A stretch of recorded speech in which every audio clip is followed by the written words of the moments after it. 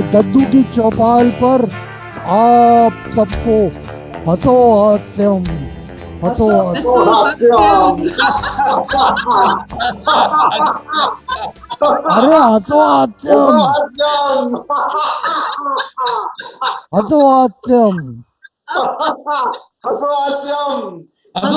ये जो आज का प्रोग्राम असल में कोविड में दूसरी लहर में बहुत से दोस्त चले गए, आप हम आपके हमारे रिश्तेदार चले गए, तो एक मायूसी सी छा गई पूरे वातावरण में, और एक गमगीनियत का माहौल हमारे आसपास फैल गया। उसमें मुझे लगता है सबसे ज़्यादा नुकसान हुआ तो हंसी का नुकसान हुआ। लोग हंसना भूल गए और ठहाका लगाना तो बिल्कुल ही भूल गए। हंसी ठहाके के लिए कम से कम दो आदमी तो चाहिए, बिल्कुल। और दो में पति पत्नी हो तो ज्यादा ठहाके नहीं लग सकते, ऐसा मेरा मानना है। तो चार होने चाहिए, क्यों प्रमोद भाई? हाँ, आप मेरी सही बात से सहमत हैं? कम से कम चार हो तो हंसी ठट्टा लग सकता है। क्या बात।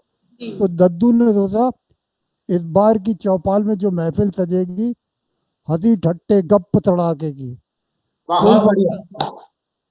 कोई वक्तव्य नहीं होगा, कोई स्टेटमेंट नहीं होगा, हंसेंगे आएंगे। और इस बीच मेरे हाथ एक बहुत बड़ा तुरुप का पत्ता लग गया हंसी का। जो पुराने जमाने में जब ये चैनल्स नहीं थी, स्टैंड अप कॉमेडियन हुआ करते थे, तो 3-3 घंटे का एक प्रोग्राम दिया करते थे। उस जमाने 3 कॉमेडियन मशहूर थे, जॉनी लीवर, के नायकर और ओपी द्विवेदी। हो जाए इनके नाम पे हंसी।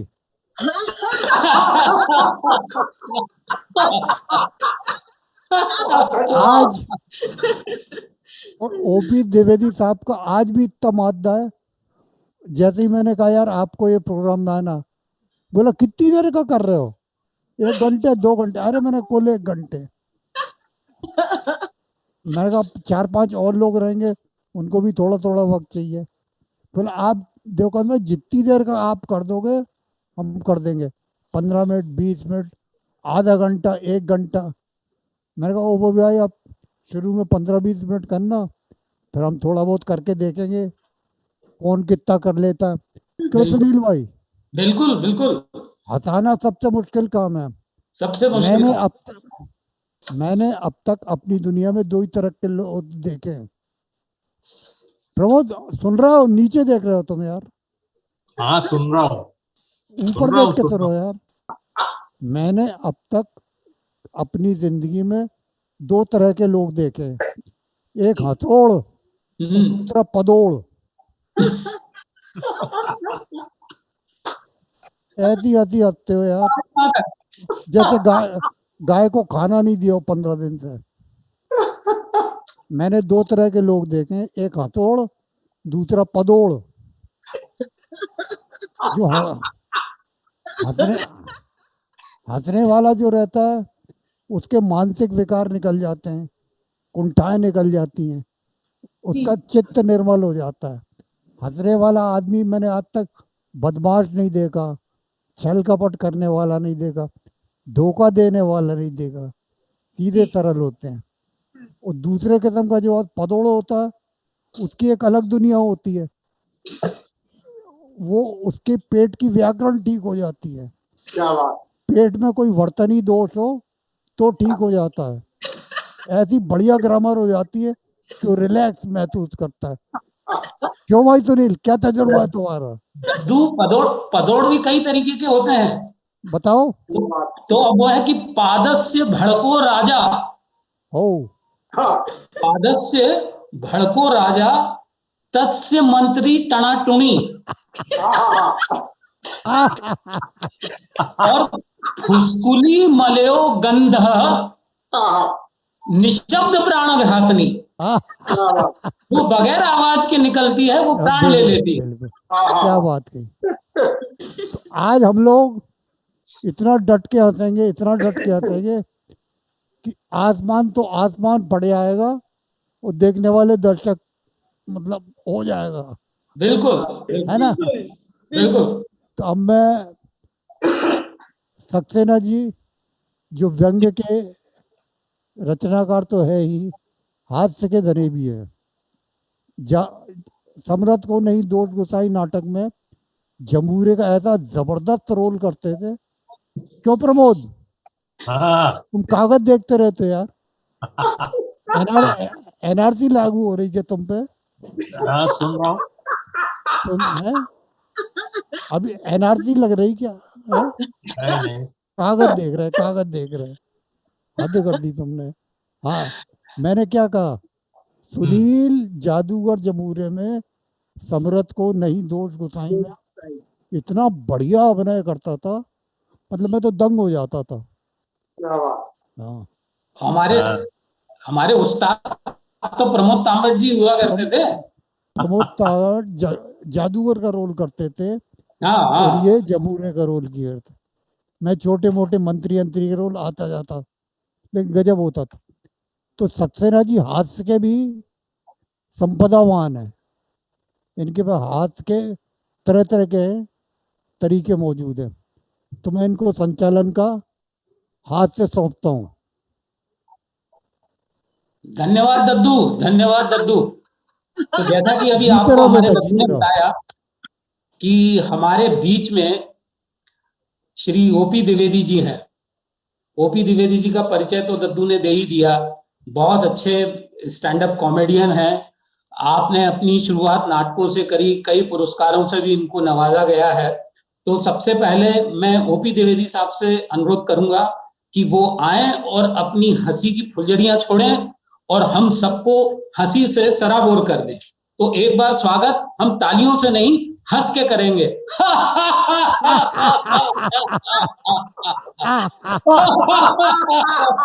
सभी हंसो भाई। हाँ हाँ। बहुत बहुत धन्यवाद। स्वागत है द्विवेदी जी। मैं बिना किसी भूमिका के बात शुरू करता हूँ 2 लाइन से। तरक्की की ऐसी हवा चल रही है, तरक्की की ऐसी हवा चल रही है, खता कुछ नहीं है, सजा मिल रही। क्या बात है, क्या बात है। तरक्की की ऐसी हवा चल रही है, खता कुछ नहीं है, सजा मिल रही है। किसी से भी पूछो हाल कैसा है, बस यही कहता है दवा चल रही है, दवा चल रही है। दवा चल रही है, दवा चल रही है। इसका सबसे बड़ा कारण है तनाव। तनाव तनाव जो है वो दर्द देता है, और सबसे बड़ी बात यह है कि दर्द की दवा भी है। तनाव अगर दर्द देता है, दवा है हास्य, हम सब जानते हैं। तो तुम्ही ने दर्द दिया है, तुम्ही दवा देना। सबसे बड़ी बात यह है कि जहां तनाव होता है वहीं हास्य पैदा होता है। ये खास बात है, इसमें मेरी रिसर्च है एज ए मनोवैज्ञानिक। एक साइंस होती है गैलोटोलॉजी, कोई ह्यूमन बीइंग का लाफ्टर का ह्यूमन बीइंग पे क्या इफेक्ट है उस पर होती है। तो जहां तनाव होता है वहीं आसपास हंसी होती है। लेकिन हम क्या करते हैं, हम तनाव को ले लेते, दर्द को ले लेते, दवा को नहीं ले पाते। ये सबसे बड़ी बात है। ये दवा, जैसे मैं आपको बताऊं, मेरे एक मित्र हैं, वो मेरे पास अचानक आए।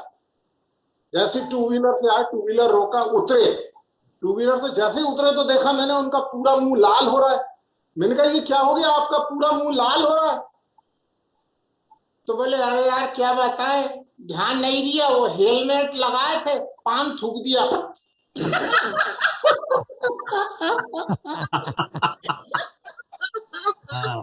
तो जहां तनाव वही हंसी है, लेकिन हम हंसी नहीं। और कोरोना ने सबको अस्त व्यस्त कर दिया, और अस्त व्यस्तता से हंसी होती है। देखिए ये अस्त व्यस्तता से हंसी हो गई। अब अस्त व्यस्तता से सिर्फ हंसी नहीं है, हमारे आसपास बोलचाल से हंसी निकलती। बोलचाल से कैसे निकलती है? रेलवे स्टेशन पे दो लड़के दौड़ते हुए आए, उनकी ट्रेन निकल गई, बोले ट्रेन छूट गई, ट्रेन छूट गई। मेरे मन में दिमाग आया कि इनसे बोलूं उल्लू के पट्टे, ट्रेन नहीं छूटी है, तुम खुद छूट गए हो। टाइम पे गई। हंसी निकलती। सही पकड़े, सही पकड़े। सबसे ज्यादा हंसी कब पैदा होती? देखिए, विकृति, विकृति हंसी को पैदा करती है। विकृति तनाव देती है, जो हम नहीं चाहते वो हो रहा है, वो तनाव देता है, और जो हम नहीं चाह रहे वो हो रहा है, वही हंसी देता है। जैसे पहुंच गए एक पंडित जी कहां, इंडियन आइडल, सिलेक्ट होने, गाना गाने, इंडियन आइडल बनने। वहां उनसे पूछा कि आप क्या करते हो, गाना गा लेते हो? गाते भी हैं, बजाते भी हैं। पंडित सत्यानारायण की कथा कराने वाले काशी निवासी सत्यानाशी राधेश्याम उपाध्याय, क्या बजाते हो? बोले घंटा, घड़ियाल, शंख, झांझ, मजीरे, मृदंग, ढोलक सब बजाते। भाई ये बजाना, ये गिटार सितार मैंडोलियन ये बजाने पड़ते हैं इधर, और गाने? बोले बहुत 30 साल का अनुभव है आरतियां गाने का। गणेश जी की आरती, दुर्गा जी की आरती, शंकर जी की आरती, बहुत सारी आरती गाई, 30 साल से गा रहे। तो बोले यहाँ तो फिल्मी गाने चलते। बोले वो भी गा सकते हैं, सुनाओ। तो पंडित जी ने क्या सत्यानाश किया फिल्मी गाने का, डिस्टॉर्ट। तो फिल्मी गाना कौन सा? मन डोले मेरा तन डोले, मेरे दिल का गया करार, है अब कौन बजाए बांसुरिया। ये वो पंडित जी ने गाना गाया, आरती गाने वाले। कैसा गाया? तेरा तने डोले स्वामी मेरा मन डोले, तेरा तने डोले स्वामी मेरा मन डोले, तेरा तन भी डोले मेरा मन भी डोले, अब कौन बजाए बांसुरी। बोले भाई तेरा तने डोले। बढ़िया बढ़िया। हसोड़ं च नैव तुल्ये कदाचने, रोतलं च हसोड़ं च नैव तुल्ये कदाचने, रोतलं हु करके हसोड़ं च हा हा हम इति हास्यगीता प्रथमोऽध्याय समाप्त। हसो हास्यम।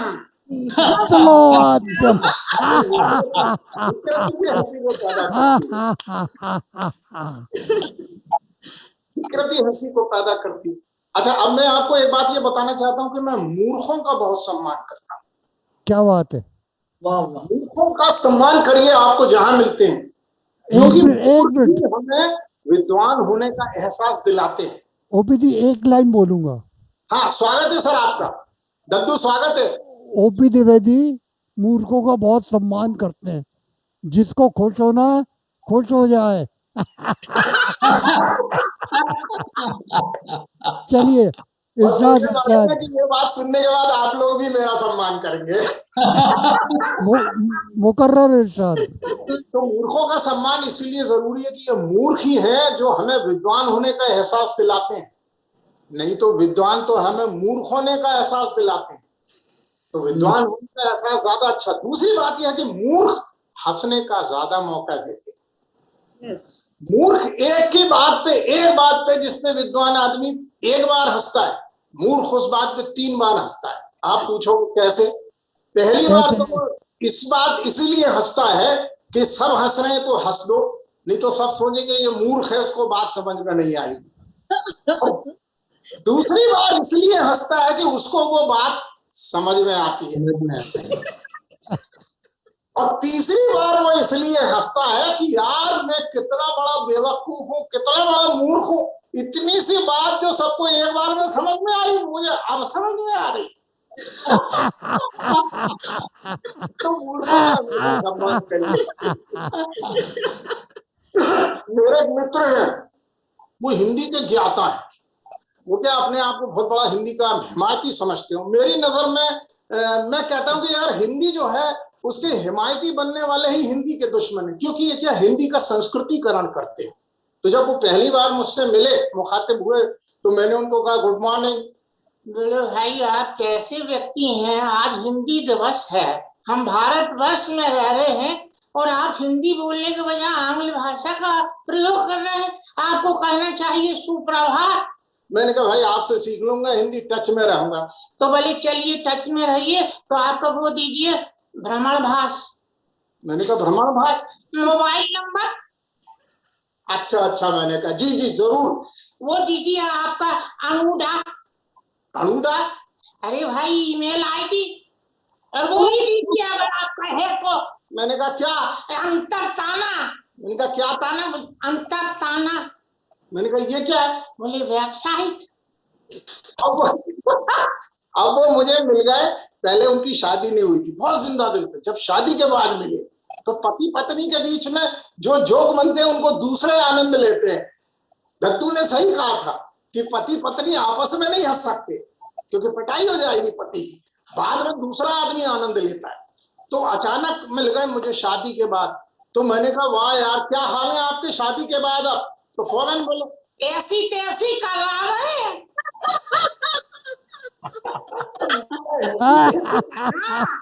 तो मैंने कहा यार क्या बताए, आपकी पत्नी से मिलने का सौभाग्य प्राप्त नहीं हुआ।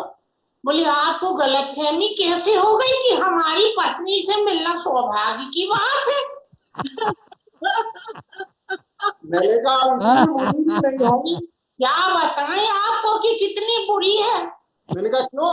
कल ही गए थे डॉक्टर के यहाँ बीमारी का इलाज कराने, तो डॉक्टर बोला भाई अगर जिंदा रहना है तो ऑपरेशन कराइए, 50,000 रुपए खर्च होंगे।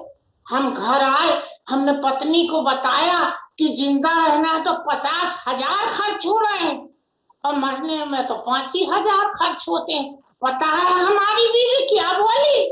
क्या बोली? वो बोली फिर वही काम करो जिसमें कम खर्च हो।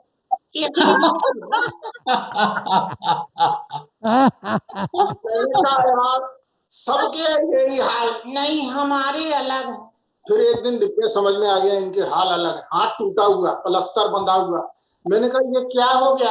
बोले हम तो हिंदी के रंग हैं और वो लखनऊ की उर्दू की शहजादी है, अब हमारी ऐसी तैसी करती हाथ तोड़ दिया। हमने कहा क्यों? तो आप देखिए भाषा भी तनाव दे देती है और भाषा जो है वो हंसी पैदा करती है, जैसा मैंने शुरू में कहा। और अब हिंदी थी, अब उर्दू से उनका पाला पड़ा। तो बोले एक बार हम निकल रहे थे घर से तो हमारी पत्नी काहे बगाहे टोक देती है, बोले टाइम क्या हो रहा है? तो मैंने कहा करीबन 8 बजे है बेगम। भड़क गई, कहने लगी कि करीबन क्या होता है, करीबन कोई शब्द नहीं होता है, आप तकरीबन बोलिए। यार करीबन और तकरीबन में सिर्फ ताका ही तो फर्क है। यही बात हमने कही थी कि करीबन और तकरीबन में सिर्फ ताका फर्क है। तो कहने लगी कि अरे आपको पता नहीं, ता लगाने से शब्द की ब्यूटी बढ़ जाती है। गुस्सा आ गया। हमने कहा अच्छा, ता लगाने से शब्द की ब्यूटी बढ़ती है? हमने सोचा बताएंगे तुमको। इतने में हमारा एक दोस्त आ गया, हमारी पत्नी की तरफ हाथ दिखा के बोला क्या ये आपकी वाइफ है? हमने कहा वैसे तो वाइफ है लेकिन आप इन्हें तवाइफ ही समझिए।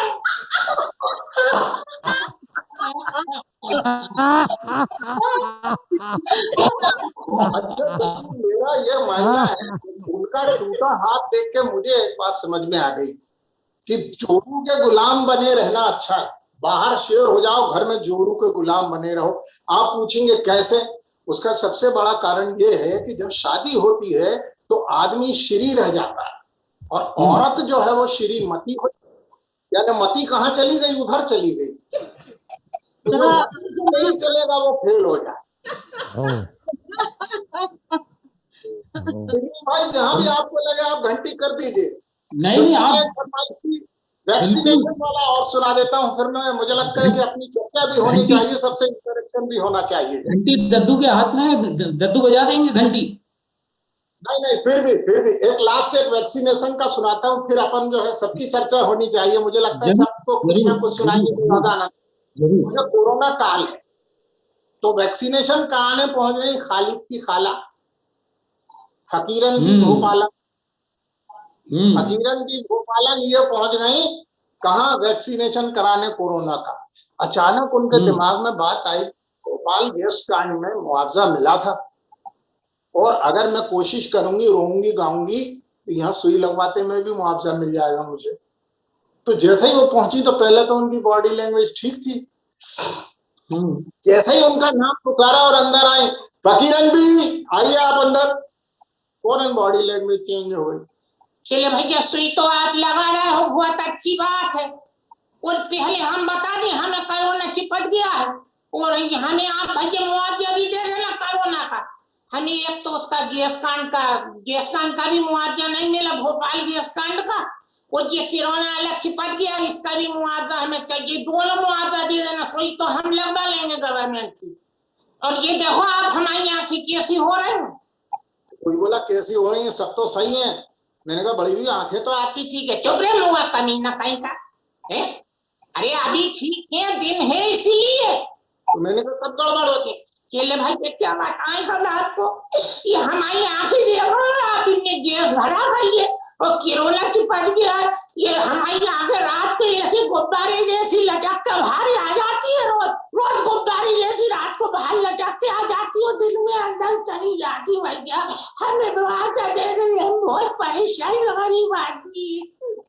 लोग सुन के बोले कमाल की औरत है यार, कमाल की औरत है। मेरे मुंह से भी निकल गया कमाल की औरत है। ये चुप रहा कमीना, बुआ कहीं का कमाल की औरत है। अरे मैं कमाल की नहीं, जमाल की औरत हूँ। कमाल की है। कंफ्यूजन से भी हंसी आ जाती है। बिल्कुल बिल्कुल मुकाबला नहीं। और पुराने लोग जो, मैं आपको बताऊं, मूल मंत्र जो हंसी का बताते थे कि क्या है, तो वो मैं यहाँ दोहराना चाहूंगा कि खाने को आधा करो, पानी को दुगना। कि खाने को आधा करो और पानी को दुगना, और कसरत को तिगना करो, हंसने को चौगुना। और मैंने 2 लाइन लिखी है, वो मैं यहाँ शेयर करता हूँ। वाह वाह वाह वाह दद्दू, thank you very much. 2 line लिखी है, वो यहाँ शेयर करूंगा आपसे कि कही अनकही बातों की अदा है हंसी, कही अनकही बातों की अदा है हंसी, हर रंजो गम की दवा है हंसी, दुनिया में कमी है पूजने वालों की, वरना इस जमी पर खुदा है हंसी। क्या बात, दद्दू की लाजवाब हंसी नहीं आ रही, लाजवाब, बेमिसाल, गजब, अल्टीमेट। बहुत बहुत शुक्रिया। क्या कहें, ओपी द्विवेदी टाइप। हमें हंसी नहीं आती, हंसना नहीं निकलता। वाह एज ए साइकोलॉजिस्ट, मैं आपको बॉडी लैंग्वेज एक्सपर्ट, मैं आप सभी से निवेदन करूंगा कि मैं आपको बता देता हूं हंसने के टिप्स। जब हम अपने लिप्स को वर्टिकली एक्सपांड करते हैं तो हम लाफ्टर मोड में चले जाते हैं, और जब हम इसको हॉरिजेंटली एक्सपांड करते हैं और ये इधर स्माइलिंग मोड। अब कहां से किस्मत आ गई, कहां से फीलिंग और भावना आ गई। करना क्या है, किसी से भी मिले, इस ओंठ को इधर करना है और इसको इधर, हंसो हाथ से, बस इतना ही तो करना है। दूसरी चीज ये है कि जब हम खुश होते हैं तो हमारी जो आईब्रोज हैं, इनका डिस्टेंस बढ़ता है। आप कभी भी देख लीजिए, जितना आप आईब्रोज को पास में लाएंगे उतना क्रोधित चेहरा बनेगा। तो किसी से मिलते हैं, आईब्रोज थोड़ा डिस्टेंट पर रखिए, लिप्स को थोड़ा सा एक्सपांड कर दीजिए। So smiling is a slide curve. Smiling is a slight curve which makes everything straight in our life. तो दद्दू आज आप सबके साथ बैठ के, और अब सबके साथ और किससे सुनेंगे तो और आनंद आए। बहुत बहुत धन्यवाद। ओपी भाई, मेरी जो आईब्रोज है वो 5 मीटर की है। क्या बात, तो मेरा क्या होगा? ग्रेट। अच्छा एक बात और, बात में हंसी के बारे में बताऊं। बहुत बढ़िया। जो मैंने बात मेरे तजुर्बे की है, एक मेरे दोस्त है डॉक्टर अंजनी चौहान जी, बहुत बड़े व्यंगकार हैं, काफी लोग जानते होंगे उनको। उनकी जो हेयर स्टाइल है पिछले 40 साल से एक सी है, एक भी बाल इधर से उधर नहीं गया, इधर से उधर गया। तो मैं तो ड्रामे वाला हूँ, मैं तो समझ गया ये बाल कौन से बाल, ये दिखाने के बाल है, खाने के बाल कोई और है। एक दिन जेपी अस्पताल में बैठा था मैं, उनके सामने वो चाय ले आते, चाय पियो। वहां की बदबू में मुझसे चाय नहीं पी जाती थी। अस्पताल में बहुत ही बदबू रहती है यार, मतलब तो ऐसे ऐसे करता रहता था ऐसे जब तक। फिर मैंने एक दिन कही, अंजनी भाई तुम बहुत बड़े व्यंगकार हो, आज हम एक दिल की बात कह रहे हैं, तो से अच्छे दोस्त हैं। बोले बोलो सुकुल जी, आप तो हमारे अग्रज हो। बेंचो हमसे 5 साल बड़ा और हमें ही अग्रज बताते था, अभी तक बताता आप तो अग्रज हो हमारे। मैंने कहा ठीक है बताने दो, अब बुढ़ापे में कोई छोटा कहता है कोई बड़ा, तो हमने अपना नाम ही रख लिया दद्दू। क्या तो, बात है। तो मैंने कहा ये जो सर पे बालों का बोझ लिए रहते हो ना दिन भर, इससे मति भ्रष्ट हो जाती है और रचनाशीलता कम होती है। आप आप तो इस बोझ को किनारे रख दो, उससे 2 लाभ होंगे। एक तो आपकी कभी कोई मांग नहीं करोगे आप, और दूसरे कि आप साहसी हो जाओगे और बहादुर हो जाओगे। बोले वो कैसे? मैंने कहा गंजे का कोई बाल बांका नहीं कर सकता, तो आपका कोई बाल भी बांका नहीं करता है, और ना तो आपकी कोई मांग रहेगी, तो मस्त जिंदगी कटोगे। ये बात। क्या बात है, वाह। अच्छा, एक चीज देखी मैंने, एक हमारे दोस्त है राम प्रकाश जी त्रिपाठी, उनका देखा मैंने, और एक अशोक वाजपेयी नाम के कवि हैं। जी। इन दोनों को इनकी बीवियों के सामने हंसा लो तो मान जाऊं, लाख रुपए हार जाऊंगा। क्यों ऋचा? ओपी देवी, ओपी द्विवेदी, हंसी कहीं बाधित भी हो जाती, कुछ लोग रोक देते हैं हंसी को। ये बात सही। हाँ, चलिए गाड़ी आगे चलती है। तो दद्दू बस तो गाड़ी आगे चलाते हैं।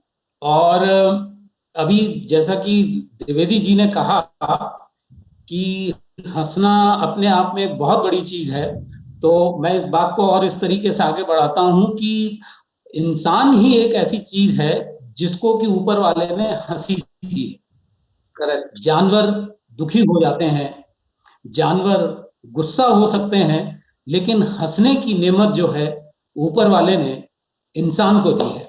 बहुत तो आइए इस हंसी के सिलसिले को आगे बढ़ाते हैं। और अब हमारे बीच में श्री प्रमोद तांबट जी हैं। क्या बात। प्रमोद तांबट जी बहुत अच्छे नाटककार हैं, बहुत अच्छे व्यंग्यकार हैं। व्यंग्य तो ऐसा लिखते हैं कि मतलब आपको यहां से घुसे और इधर से निकल जाए, इतना तीर वाला व्यंग्य लिखते एक बार फिर से हैं। बताना कहाँ से निकल जाए।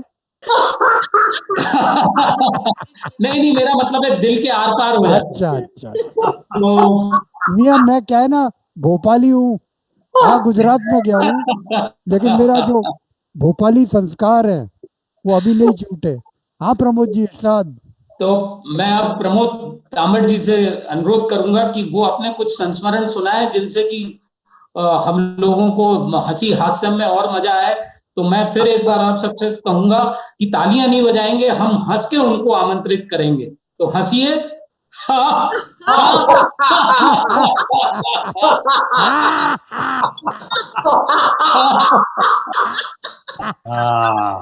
ऐसे हंसो यार।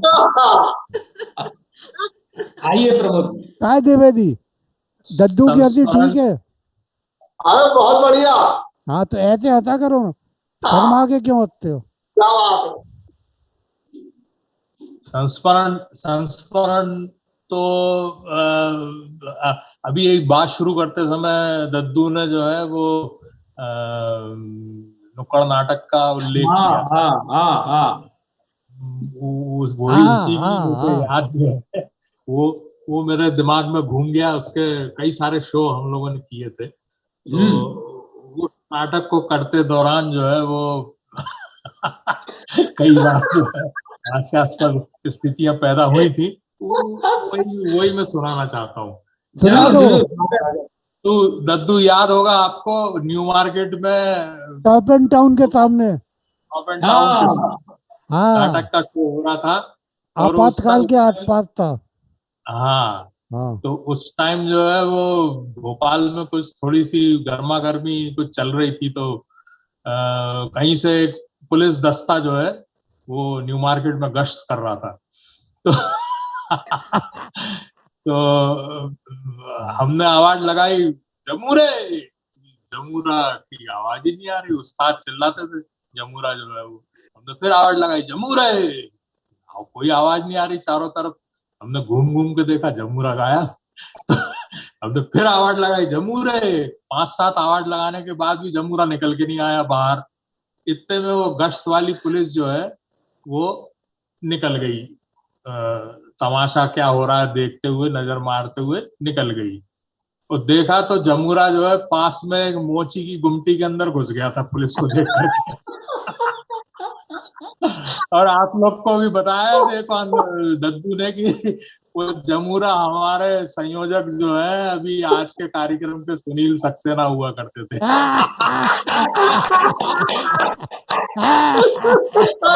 एक और बड़ा मजेदार किस्सा जो है इसी नाटक से जुड़ा हुआ है। हम लोग भोपाल के आसपास किसी गांव में, किसी भोपाल के बाहर कहीं तो भी किसी गांव में जो है वो ये नाटक करने गए थे। तो ये जो है जमूरा जो है वो किसी सीन में जो है वो जादूगर के कंधे पे चढ़ जाता था, कंधे पे चढ़ के, और जादूगर जमूरे को लेकर के पूरा नुक्कड़ नाटक होता था तो पूरा जो है ऐसा गोल राउंड लगाता था। अब जमूरा हमारे कंधे पे चढ़ा हुआ, हम जादूगर, ये जमूरा हमारे कंधे पे चढ़ा हुआ और जमूरे को दूर तक का दिखाई दे रहा। जमूरे ने देखा है उस तरफ से मधुमक्खी का छत्ता टूट करके जो है बहुत सारी मधुमक्खी दौड़ रही है। जमूरे ने चिल्लाना चालू किया, अरे मधुमक्खी मधुमक्खी मधुमक्खी मधुमक्खी आई।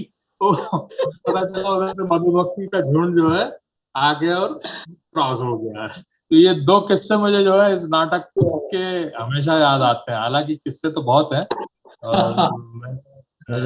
मतलब ऐसा टाइम नहीं मिला मुझे कि मैं बैठ करके कुछ नोट कर लूं कि क्या क्या सुनाऊं। नहीं, वो उसकी वो यादें वाकई में बहुत शानदार यादें हैं।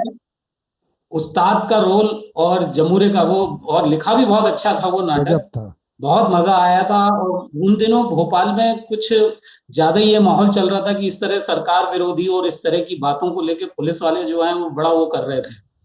तो वो बात सही है कि वो पुलिस वाले आ गए, और एक ढोलक भी बजाने वाला था हमारे साथ में, सुधीर पांडे। तो वो सुधीर पांडे भी ढोलक बजा रहा था, वो सुधीर पांडे ढोलक लेके गायब हो गया। वो तो फिर मिला ही नहीं पूरे नाटक में कि वो कहाँ है। वो गाना भी गजब था। हाँ, एक पैरोडी थी 4 लाइन की। आप लोग कहें तो सुनाऊं मैं? हाँ, जरूर जरूर जरूर सुनाइए।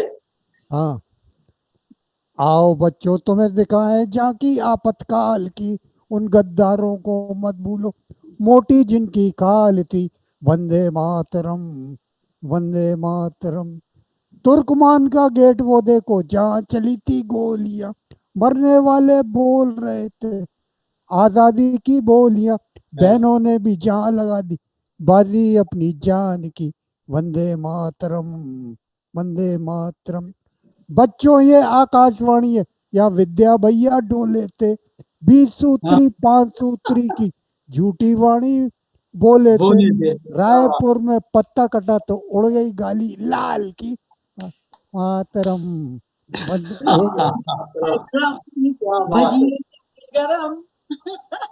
बहुत बढ़िया, यही था ना सुनील? बहुत बढ़िया, बहुत बढ़िया। देखो दद्दू की खोपड़ी कितनी याददार गजब है। तुम्हारे पीठ के आज तक मुझे याद है सुनील, हाँ, तुम्हारे पीठ के दाईं तरफ हाँ, मोटा सा मत्था है।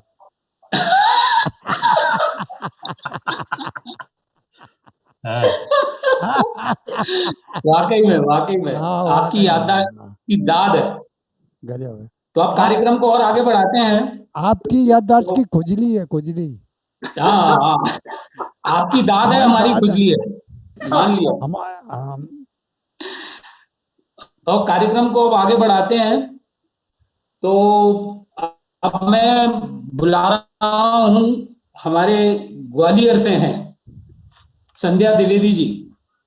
वो तो दिख ही नहीं रही। संध्या द्विवेदी जी जो है वो ग्वालियर में है, प्रोफेसर हैं, और आपको जो है आपकी जो पेंटिंग्स और इनकी प्रदर्शनियां जो हैं वो देश विदेश में काफी चली हैं भैया। वो और आप बहुत अच्छी कलाकार भी हैं। आपने हमारे साथ संध्या जी नहीं है, संध्या जी नहीं है शायद।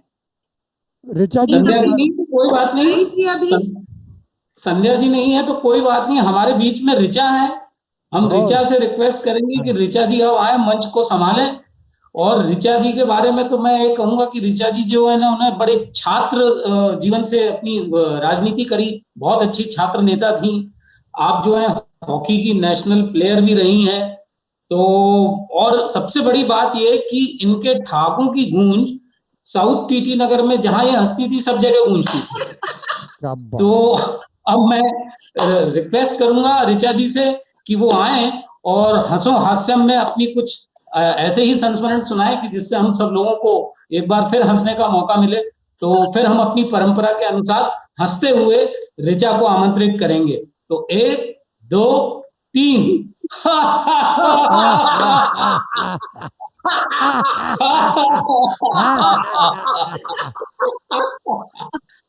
ऋचा जी। नमस्कार आप सभी को मेरा बहुत अरे बहुत नमस्कार। नमस्कार, दरअसल बहुत मेरा बहुत नमस्कार। क्रेज था वो भोपाल तो था ही, पर भोपाल में हमारा घर एक गांव का रूप लिया हुआ था, जहाँ बहुत सारा बाग बगीचे, लिपाई पुताई सब होती थी आंगन में, और सारे साहित्यकार वहां इकट्ठे रहते थे। मैं स्वर्गीय श्री राजेंद्र अनुरागी जी के घर की बात कर रही हूँ। तो वहां तरह तरह के रोज नए नए किस्से हुआ करते थे। एक बार की बात मुझे याद आ रही है, होली की बात है। होली की बात है और मम्मी सबके लिए, सारे साहित्यकारों के लिए भांग का इंतजाम करती थी। बनारस से भांग आती थी। उस हाँ हाँ, उस वक्त कुछ ऐसा हुआ कि भांग आ नहीं पाई, अरे हो गई आने में।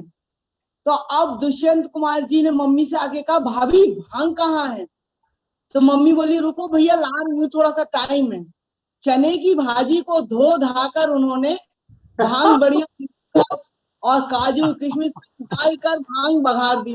अब चने की भाजी की दुष्यंत जी लेके बाहर पहुंचे, और सारे साहित्यकार, जिसमें शरद जोशी जी थे और राम प्रकाश त्रिपाठी जी भी थे, दुष्यंत अंकल तो थे ही थे, दिलजीत सिंह रील थे, सब थे, शंकर दीक्षित थे, बहुत सारे लोग थे।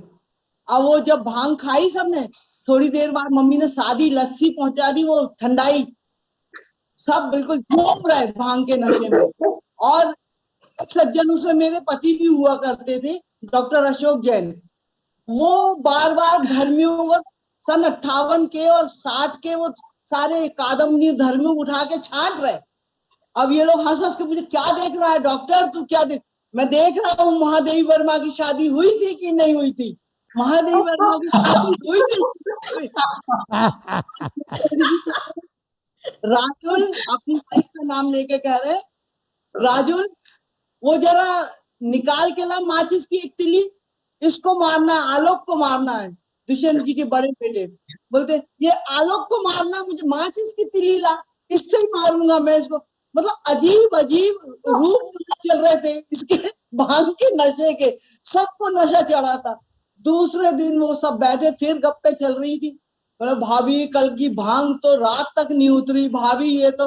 वो सबकी वाइफ भी किससे सुना रही, इनने ऐसा किया, इनने ऐसा किया। बाद में मम्मी ने धीरे से कहा, भैया भांग तो आई नहीं बनारस से।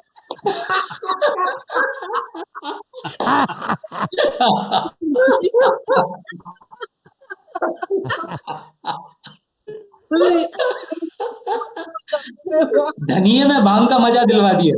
क्या बात। हरे धनिये ने भांग का मजा दिलवा दिया।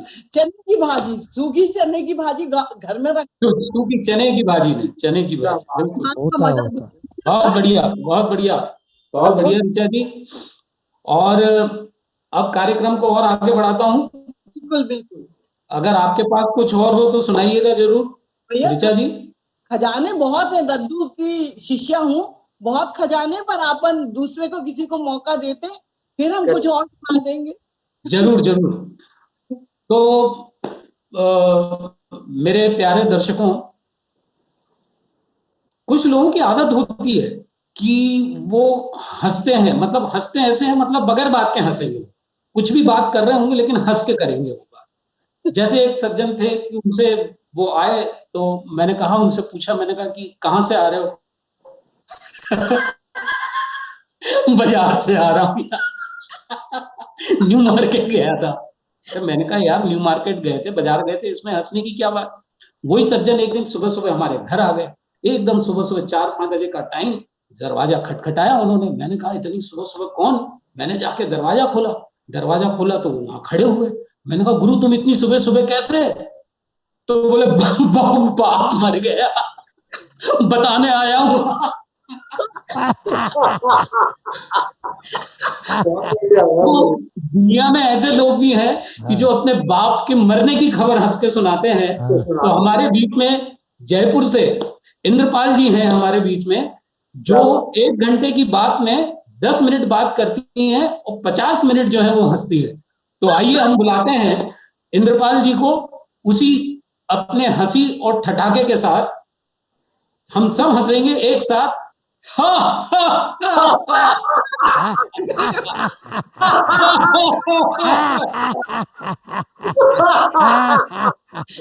स्वागत है इंद्रपाल जी आपका। हाँ जी, पर मैं आपकी तरह ना वक्ता नहीं हूँ, मैं बोल नहीं सकती ज्यादा। मुझे बस आप तो जितना हंसिए। मर्जी हंसा लें। प्लीज आप हंसिए जी। ऐसा करिए, मैडम दो लाइन वाले कोई लतीफा सुना दीजिए। वाकई आपकी हंसी झरने जैसी है, बहुत बढ़िया। सुनिए, लतीफा सुना रही है वो। ठीक है जी। पत्नी ने कहा मुझे किसी समझदार आदमी से शादी करनी चाहिए थी। क्या बात है।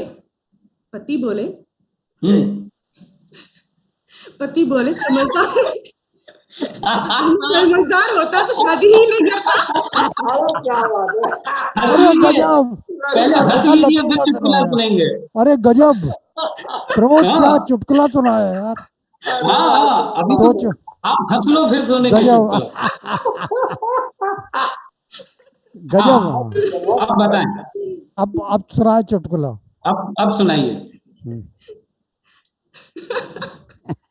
प्लीज आप कैरी ऑन करो। नहीं नहीं, नहीं, लतीफा तो पूरा हो जाए। हो गया पूरा, और क्या। तो हो गया पूरा। एक और। लास्ट में बहुत बढ़िया पंच था ना। हाँ, समझदार होता तो शादी ही क्यों करता। इसके बाद अच्छा अच्छा अच्छा अच्छा अच्छा, तो हम समझदार नहीं है, समझ में नहीं आया इसलिए। हाँ जी। अरे इंद्रपाल, हाँ जी। बताइए, ये लतीफे का अर्थ पूछ रहे हैं कि पंच कहाँ है, पंच है। तो मैंने पहले ही कहा था ये सब मेरा काम नहीं है। अरे इसके बारे में एक बात बताता हूँ। हंसने की बात बताई थी तो सुनील भाई ने सोचा कम से कम 1-2 बार हंसने वाला उदाहरण तो प्रकट कर दिया जाए। सुनील भाई, मैं इनके बारे में थोड़ा सा तारुफ करवा दूं। ये करीब 35-40 बरस पहले मुझसे मिली थी, तब ये 10 साल छोटी थी, और हम लोग बात करते थे। 1 घंटे की बात में 5 मिनट वार्तालाप होता था, 50 मिनट हंसी होती थी। फिर जिंदगी इधर से उधर निकल गई। अभी पिछले हफ्ते, ज़्यादा टाइम नहीं हुआ, फेसबुक पे प्रकट हुई। मेरे को अरे ये तो वही हंसने वाली लड़की है, और अभी भी उतनी बड़ी दिखती है मेरे को। मैंने देखा, बात की, तो अभी भी 10 साल छोटी निकली मुझसे। तब भी 10 साल छोटी थी, अब भी 10 साल छोटी, और ऐसा ही हंसती थी पहले भी और आज भी। और इस बीच और लोगों की तरह इनके जीवन में भी काफी गंभीर किस्म की त्रासदियां गुजरी, जो उनने मुझे बताई। सबके साथ गुजरता है, लेकिन इनने अपनी हंसी को कायम रखा और बरकरार रखा, और मुझसे कहा ये हंसी ही है जो मुझे लड़ने की ताकत देती है। जी और मैं सही बता रहा हूँ आप लोगों को, इनकी हंसी मुझे झरने जैसी सुनाई देती है। क्या बात। अलग अलग हंसी होती है। मैं एक शेर मैडम को नजर करना चाहूंगा, क्योंकि वो शेर जरूर के लिए लिखा हुआ है। आज के दौर में हंसना बहुत मुश्किल है मैडम, और आप जैसे लोगों के लिए उस शायर ने शेर लिखा है। वो लिखता है, आपने सुना होगा, या तो दीवाना हंसे, या तो पागल आदमी हंस सकता है, या तो दीवाना हंसे, या तू जिसे तौफीक दे। क्या बात है। इस पर मालिक की मेहरबानी हो जाए, या तो वो हंसेगा, क्या बात है। या दीवाना आदमी हंस सकता है, या तो दीवाना हंसे या तू जिसे तौफीक दे, वरना इस दुनिया में मुस्कुरा सकता है कौन। बिल्कुल, बहुत बिल्कुल सही। बिल्कुल बहुत सुंदर आपके लिए, और हम लोगों को सबको आनंद से हंसना सीखना चाहिए। जैसे ये एक और सुना दूं जी सज्जन के बारे में। जैसे ये इंद्रपाल जी की हंसी है ना, इसका बिल्कुल कंट्रास्ट। एक आदमी हंसते हैं, चुटकुले सुनाते हैं कॉफी हाउस में, उनकी हंसी नहीं निकलती, आवाज ही नहीं निकलती। मैं उनका नाम बताता हूँ आपको, हमारे परम आदरणीय है वो, भाई राजेंद्र कोठारी। हाँ भाई राजेंद्र कोठारी किस्सा सुनाते हैं। जैसे मैं उनकी जगह चुटकुला सुनाता हूँ। नेहरू जी का जमाना था तो उनके विदेश मंत्री थे, सरदार जी थे वो, याद दिलाओ कोई नाम। तो उनकी क्या आदत थी सरदार जी की?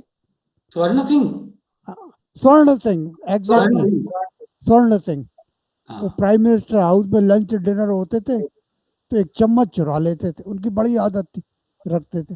होटल जाते थे तो चम्मच चुरा लेते थे। तो एक बार नेहरू जी उनके पास बैठे थे, तो जैसे ही स्वर्ण सिंह ने अपने जेब में चम्मच डाली, नेहरू जी की नजर पड़ गई।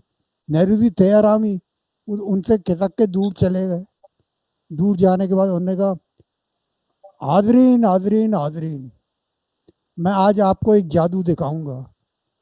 ये चम्मच है, वाई बी चौहान डिफेंस मिनिस्टर थे उस समय।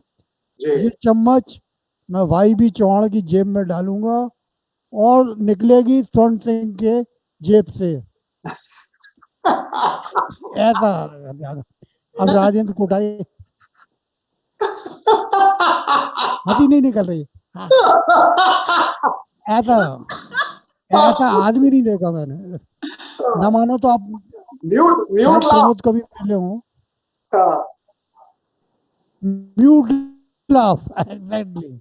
एक एक हमारे गजब गजब के हमारे मित्र थे दद्दू, लाफिंग। क्या आदत थी, वो हंसते थे और बहुत जोर से और हाथ मारते थे। उनसे मैं बहुत पिटा हूं पहले, तो भाई कुछ होता था और पूरी बात गुरु, और गुरु करके बहुत जोर से हाथ मारते थे और मेरी बहुत पिटाई हुई। बाद में एक ने बताया, बोले हाथ आगे कर दिया करो तो हाथ पे ताली बजा देते हैं, नहीं तो बोला कहीं भी तुम्हारे मुंह पे धर देंगे वो। और पूरी बात कुछ समझ नहीं आता था, सिर्फ आखिरी में गुरु समझ में आता था। बड़े अजीब अजीब लोग रहते। हाँ, तो अब आ गई क्या संध्या जी? आ गई? नहीं, तो अलीम संध्या जी बद भी नहीं है, राम प्रकाश जी भी नहीं है, अरे जो अलीम नहीं है भाई उनका देख लो। अलीम बदमी है, सामने नाम दिख रहा। मैं है। अलीम बदमी की तरफ से कहिए तो लतीफा पेश कर दूं। क्या हाँ बात है, बिल्कुल। अलीम बदमी की तरफ से लतीफा पेश कर देता। ये आ गए आ गए दर्शकों आ को गए बता दो, दर्शकों से आ परिचय गया भी करा दो आ दद्दू गया बजनी को। मेरा बच्चा आ गया। आइए आइए। आ गया मेरा बच्चा बिड़ू। बिड़ू मेरा बच्चा बिड़ू आ गया। कितनी देर लगा दी यार। सुन रहा था वो, ये मैं एक श्रोता के रूप में शामिल था भाई सब में। चलो अच्छा। और अलीम साहब आपका हाँ, चेहरा नहीं दिखा। अब आप हाँ अब दिखा। बोल रहे हैं, वो बोल रहे हैं, सुनिए। अलीम भाई नमस्कार।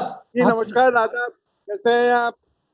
बस बस आपको देख के बहुत अच्छा लगा, बरसों पुरानी यादें ताजा हो गई। अरे वाह वाह, अरे वाह वाह वाह वाह। मेरा नाम सुनील अलीम भाई, सक्सेना, जी वाकिफ हूँ वाकिफ हूँ।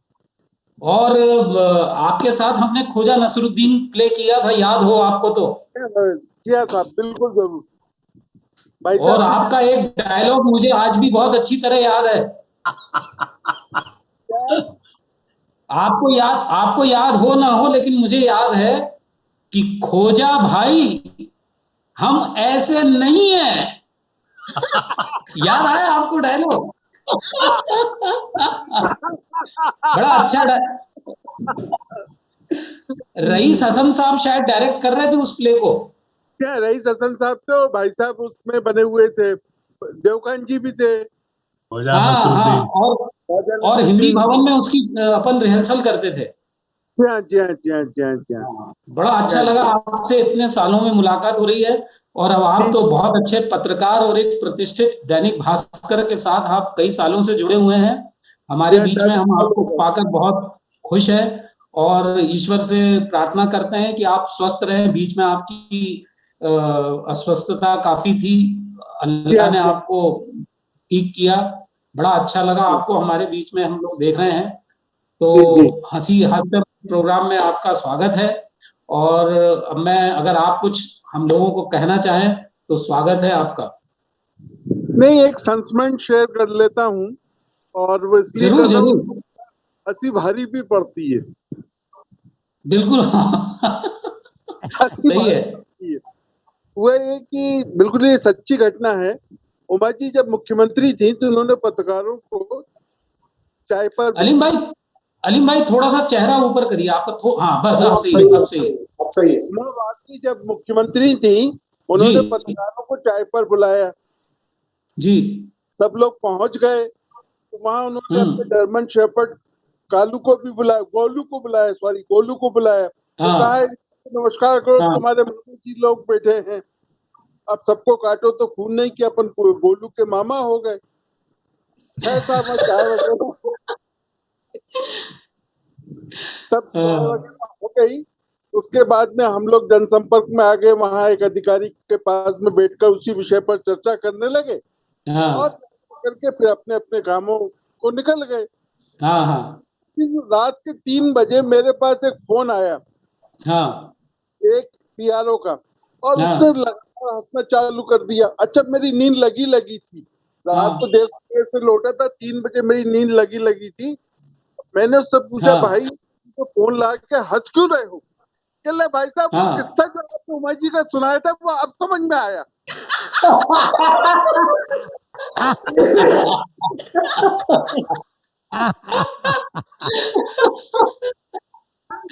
सही है। सच्चा सच्चा घटनाक्रम है मेरे जीवन का, जिसको मैं कभी नहीं भूलता। हाँ और अभी बीच में हसोड़म और एक और चीज की चर्चा चल रही थी, तो हाँ हमारे भोपाल में नवाब बड़े तालाब का पानी पीते थे, हम भी बड़े तालाब का पानी पीते हैं। हाँ तो एक रिवायत थी कि नवाब साहब का जब हवा निकलती थी तो पूरे जितने भी लोग वहां मौजूद होते थे वो एक लफ्ज से कहते थे, सरकार को सेहतयाबी मुबारक हो। अच्छा। हाँ तो सरकार की सेहतयाबी मुबारकबाद का वो जो जुमला था, मैंने कहा वो हाँ इसका शेयर कर लूं आप लोगों के साथ। बिल्कुल बिल्कुल। पहले एक सच्चा किस्सा ये है कि हमारे दैनिक भास्कर में भारत सक्सेना थे और जगत पाठक। अच्छा भारत सक्सेना फ्रंट पेज थे, जगत पाठक हमारे चीफ रिपोर्टर थे, सिटी चीफ भी थे। जी। तो दोनों के अंदर आदत ये थी, कोई भी आया तो वो आवाज लगाते थे, आ गए साहब आ गए, आ गए साहब आ गए, और जोर जोर से उसको देख कर, इतनी देर से आ रहे हो, फोन आ चुका है भाई, फ्रंट पेज पे खबर लगना है इतनी देर में आ रहे हो, और आ गए साहब आ गए साहब आ गए साहब आ गए साहब। आदमी साहब सब कुछ चलाया, और जगत पाठक जी ने आदत के मुताबिक हंसे और भारत जी की तब मुखातिब होकर बोले, देखो ये अब आ रहे हैं इतनी देर में। उनका साहब क्या है तुम्हारी खबर? उनके साथ पिताजी शांत हो गए, और ये दोनों उससे पहले हंस रहे, अब दोनों एक दूसरे का मुंह देख रहे, और पूरा एडिटोरियल इन दोनों को देखना कि ये तो कई बार जो हंसी जो है वो ऐसे भारी पड़ती है। बिल्कुल बिल्कुल बिल्कुल बिल्कुल बिल्कुल। बहुत अच्छा लगा। जी जी जी जी अलीम भाई, आपको बहुत हम बहुत सालों बाद आपसे मुलाकात हो रही है, बहुत अच्छा लगा। जी जी प्रमोद जी भाई भी उस समय थे उस प्ले में, आपको याद होगा। जी हाँ जी हाँ जी हाँ जी हाँ। और अब जो है दद्दू, इसमें वो आ गए क्या? राम प्रकाश जी तो है नहीं, संध्या भी अच्छा नहीं दिख रही नहीं, है। अगर आप इजाजत दें तो एक अलीम भाई का किस्सा सुना दूं मैं। हाँ हाँ, अरे क्यों नहीं, जरूर स्वागत। अलीम भाई सुना दूं? हाँ सर सुनाइए ना। नाराज तो नहीं होगे? अरे नहीं, बिल्कुल नहीं, बिल्कुल नहीं, बिल्कुल हाँ, नहीं। अलीम भाई की नई नई शादी हुई, मैं हाँ काफी बड़ा था। हाँ। अलीम भाई से मेरा रिश्ता बहुत गहरा है। अच्छा। जब पत्रकार भवन बना और उसमें सांस्कृतिक भवन बना। तो पत्रकारों ने एक नाटक खेला था, अलीम भाई याद है? जी हाँ जी हाँ जी हाँ। हाँ, वो था शरद एक जोशी, था अलादात खां। मोगावती। अलादात खां। उसमें भी ये था गदा उर्फ अलादात खां। हाँ, एक था गदा उर्फ अलादात खां। उसमें सारे शरद जोशी पत्रकार का। काम करते थे। जी हाँ जी हाँ। उसमें अलीम भाई भी थे, दुबले पतले नौ, आज तरह के गबरू नहीं थे वो, दुबले पतले बड़े मासूम से दिखते थे। तो उसके बाद इनकी शादी हुई। शादी हुई तो इनकी बेगम ससुराल चली गई। अब इनको लेने जाना था, तो मेरे पास अब निहायत शर्मीले किस्म के थे, आज भी बड़ी शर्म आया के साथ पत्रकारिता करते हैं ये। तो मुझसे बोले, देवकांत भाई बेगम को लेने जाना है, अकेले हिम्मत नहीं हो रही, आप भी चलिए। मैं तो घूमने फिरने का शौकीन था, मैंने कहा चलो चलते। हम दोनों हुए, दिन भर घूमे फिरे, ससुराल पहुंच गए, इनके पास ही थी। कहाँ है ससुराल आपकी? घोड़ा नक्कास। घोड़ा नक्कास। घोड़ा नक्कास वहीं भोपाल में। जी हाँ जी हाँ। कितनी दूर? टीटी नगर से घोड़ा नक्कास जाने में कितनी देर लगती? वहां पहुंच गए। अब रात को इनकी सासू माँ ने कहा, दूल्हा मियाँ खाने में क्या लेंगे आप? शाही टिंडे बनवा दूं या शर्मीली लजीली खानदानी भिंडियां पकवा दूं? अरे क्या बात। तो अलीम बस भी शर्माए, बोले ये रहने दीजिए, आप तो एक आवारा सा बेगैरत मुर्गा पकवा दीजिए।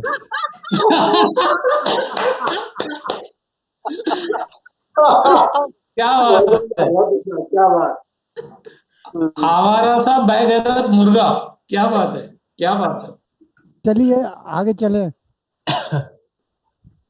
इंद्रपाल एक तो आगे लतीफा और चलने के बनता। लिए तो हमको फिर वापस जाना पड़ेगा ओपी जी के पास कि वो फिर कुछ अपनी हंसी की फुलझड़ियां सुनाए।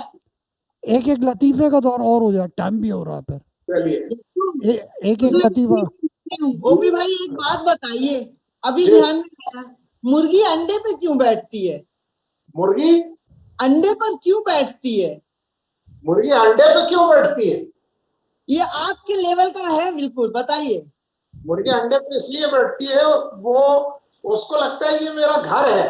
अब इसमें वो सोचती है कि मैं इसके अंदर वापस कैसे जाऊं। उसको याद आता है कि मैं यहीं से निकली हूं, तो ये सोचती है वापस कैसे जाऊंगी। क्या बात है, क्या बात है, बहुत क्या बढ़िया। बात, बहुत बढ़िया। ओपी भाई असल में मुर्गी जो है पिछले जन्म में नेता थी, वो क्या बात है। कुर्सी चाहती, और बाकी जो मुर्गियां पीढ़ी दर पीढ़ी चली आ रही वंशवाद का प्रतीक है। ओहो, गजब गजब, ये दृष्टिकोण बहुत बढ़िया है। ऋचा क्या बात।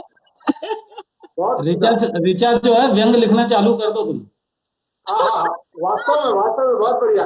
वैसे भी हास, प्रयास और व्यंग, ये अगर हम देखें उसकी टेक्निकलिटी में जाए तो हास जो है वो विशुद्ध हास्य है। उससे थोड़ा सा इंटेलेक्चुअलिज्म की तरफ हम बढ़ते हैं तो प्रयास, और फिर व्यंग। व्यंग के बारे में तो ये कहा जाता है, satire is the tragedy of humour. व्यंग जो है वो हास्य का पक्ष है।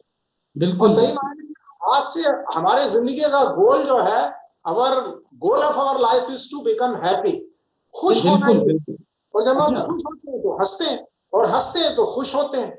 तो अपन तो विशुद्ध हास्य की चूंकि अपन बात कर रहे थे, विशुद्ध हास्य की तरफ ही बढ़ाऊंगा मैं आपको। ओपी भाई, आपने आपने जो बात कही ना, एक लतीफा याद आ गया। क्या बात है, स्वागत है। आप बताना किस कोटि में आता है। बिल्कुल बिल्कुल। मेरे को क्या है, कई सालों से आदत है कि सोते सोते मेरा लतीफा निकल जाता है कई बार। क्या बात। बड़ा परेशान सोचता हूँ, लतीफा निकल गया। बेटा कमरे में क्यों हंस रहे थे? लतीफा निकल गया था। क्या बात। तो लतीफा नहीं है, एक सच्ची घटना है। मेरे को एक बार कुत्ता पालने का शौक हुआ, सबने कहा कुत्ता नहीं है तो मेरे को टाइम मिलता नहीं था। नाटक करो, ये करो, कुत्ते में तो मुझे झंझट लगती थी, आज भी लगती है। तो उसके साथ मेरी एक रार हो गई थी, झगड़ा हो गया था। रोज कुत्ते को घुमाने निकलता था अपने साथ, तो छोटा दौड़ता दौड़ता वाव वाव वाव दौड़ता। मैंने यार कुत्ते कुत्ते, मैंने उसका नाम कुत्ते ही रखा था, कोई नाम नहीं बदला उसका। कुत्ते कुत्ते, एक बात बता, तुम लोग शादी क्यों नहीं करते? कुत्ता बोला, हम तो पहले से ही कुत्ते हैं।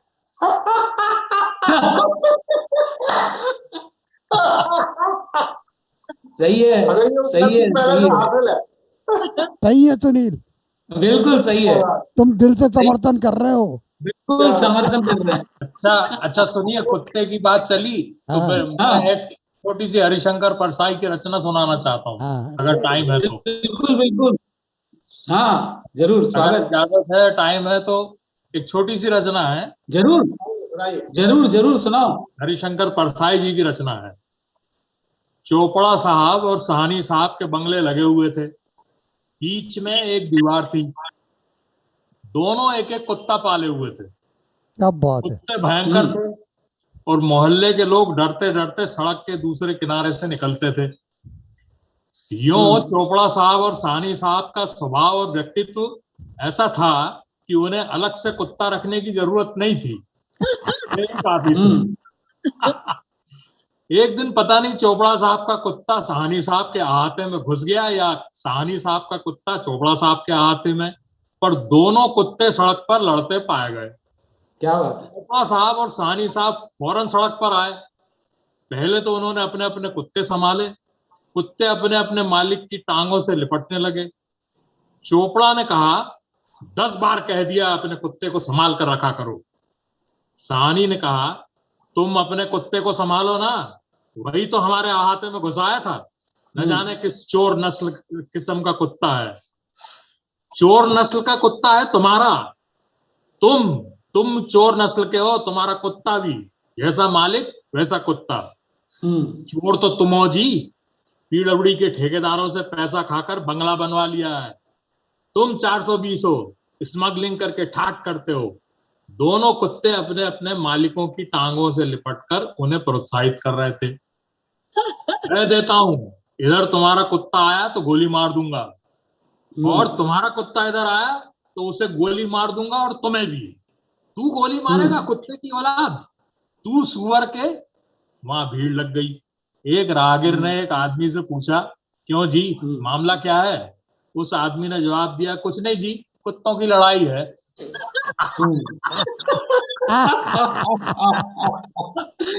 कुत्तों की लड़ाई है, सही बात। एक लतीफा कुत्ते पे और याद आ गया। आज सबकी इजाजत हो तो मैं अक्सर शहर पे जाया करता हूँ, तो सुबह तरह तरह के लोग मिलते हैं। तो एक सज्जन थे, बंता सिंह, उनकी 5 उंगलियों में चेन बंधी होती थी, वो 5 कुत्ते एक साथ उनके साथ चलते थे। मेरे को बड़ा आश्चर्य होता, साला एक कुत्ते के साथ चले दो, ये आदमी क्या था 5 कुत्तों के साथ चलता है। एक दिन मैंने हिम्मत करके उनसे कहा, सत श्री अकाल जी महाराज, गुड मॉर्निंग गुड मॉर्निंग। ओ गुड मॉर्निंग जी, गुड मॉर्निंग। मैंने कहा ये कुत्तों के नाम क्या है? अरे बड़ी सिंपल जी, रमेश, सुरेश, दिनेश, महेश और राकेश। और आपका नाम क्या है? टॉमी।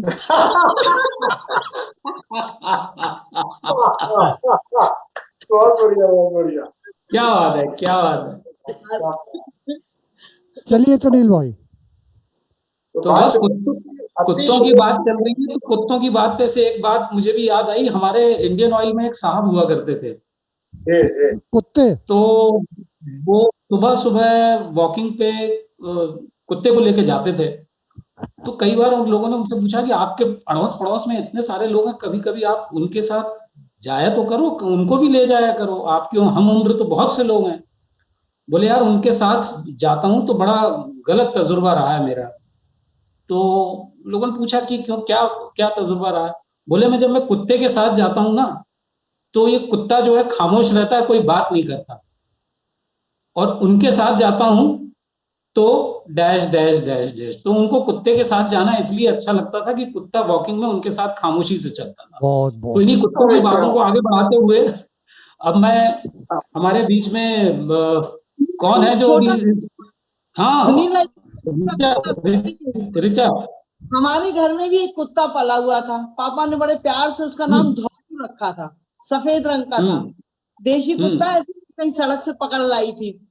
अब पापा से अंग्रेजी में बात करते, तो ये राम प्रकाश अंकल जैसे लोग थे जो आते जाते थे, कह रहे थे यार अनुरागी जी एक बात बताओ, तुम हिंदी करते, बच्चों तक को हिंदी मीडियम में पढ़ाते हो, हिंदी के बड़े गुणगान करते हो, कुत्तों से अंग्रेजी में बात करते हो।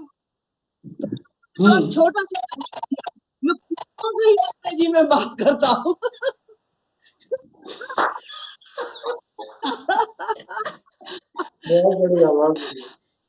मेरे ख्याल से अब वक्त काफी हो गया। बस ठीक है सुनील भाई, तो आप सबका धन्यवाद। अब बातचीत समेटी जाए। बिल्कुल। और आज हंसो हास्यम के इस कार्यक्रम में भाई ओपी द्विवेदी जी का, हमारे इंद्रपाल जी का, और ऋचा और बज़मी साहब का, और हमारे भाई प्रमोद तामट जी का हम लोग बहुत शुक्रगुजार हैं कि उन्होंने दद्दू की चौपाल में शामिल होके हम सबको कुछ हंसने का मौका दिया। और हो सकता है हमारी इस हंसी के ठाकों से हमारे दर्शकों का भी मनोरंजन हुआ होगा।